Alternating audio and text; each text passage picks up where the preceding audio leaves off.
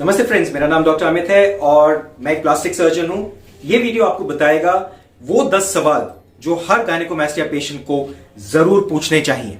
Start करते हैं। इस वीडियो को एंड तक जरूर देखिएगा बिकॉज लास्ट पॉइंट मेरे हिसाब से सबसे जरूरी पॉइंट है और हर पेशेंट को ये सारे 10 सवाल जरूर आने चाहिए। इस वीडियो को लाइक जरूर कीजिएगा एंड चैनल को सब्सक्राइब करना बिल्कुल भी ना भूलें।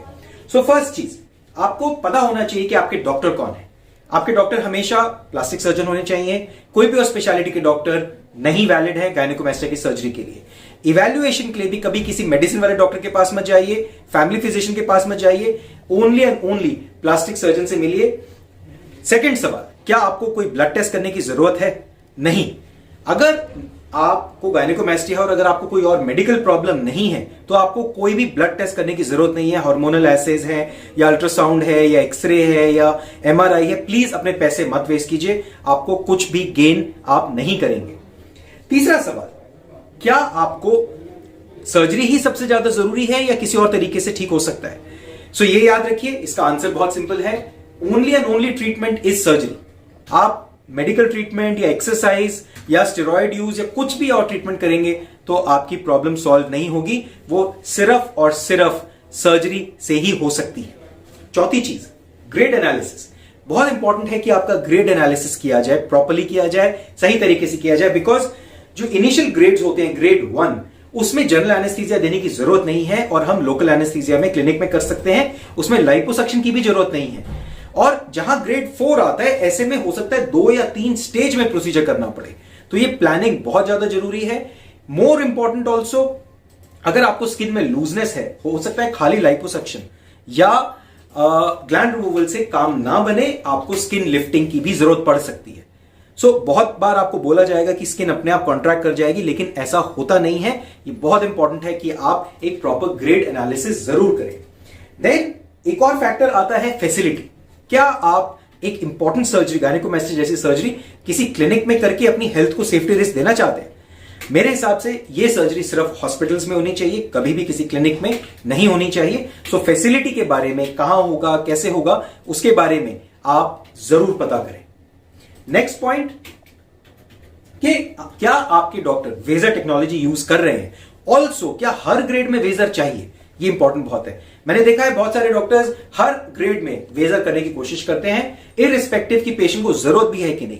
नो, वेजर एक एक्सपेंसिव टेक्नोलॉजी है। आप ये याद रखें कि वेजर हर पेशेंट में जरूरी नहीं है। ग्रेड 2 जिसमें फैट ज्यादा है, ग्रेड 3, ग्रेड 4 ऐसे में वेजर यूजफुल है। ग्रेड 1 और अर्ली ग्रेड 2 में या जिसमें ग्लैंड बहुत ज्यादा है, उसमें वेजर का कोई रोल नहीं है। ये क्वेश्चन आपको जरूर पूछना चाहिए।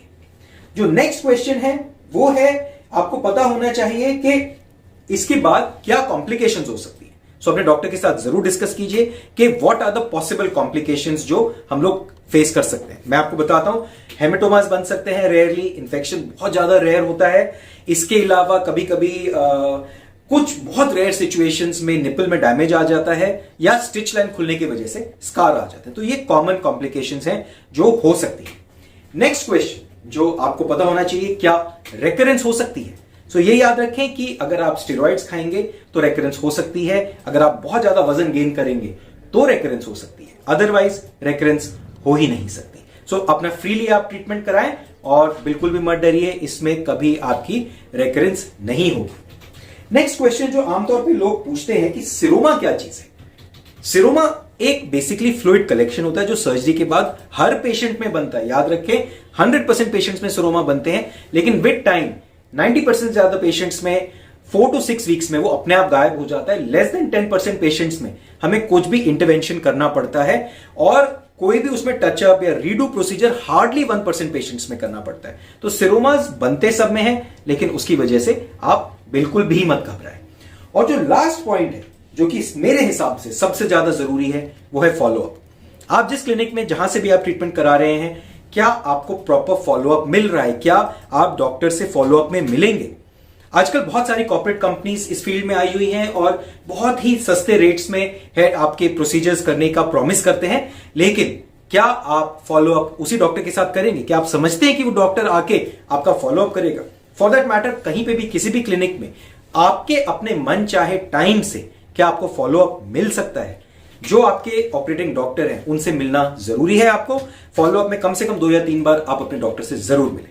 तो फ्रेंड्स, ये थे वो 10 सवाल जो हर गायनेकोमास्टिया के पेशेंट को जरूर पूछने चाहिए। और जब भी आप कहीं पे भी इंडिया में, अक्रॉस द वर्ल्ड आप गायनेकोमास्टिया सर्जरी कराएं तो ये सवाल जरूर और जरूर पूछिए। ये आपकी सेफ्टी इंश्योर करेंगे।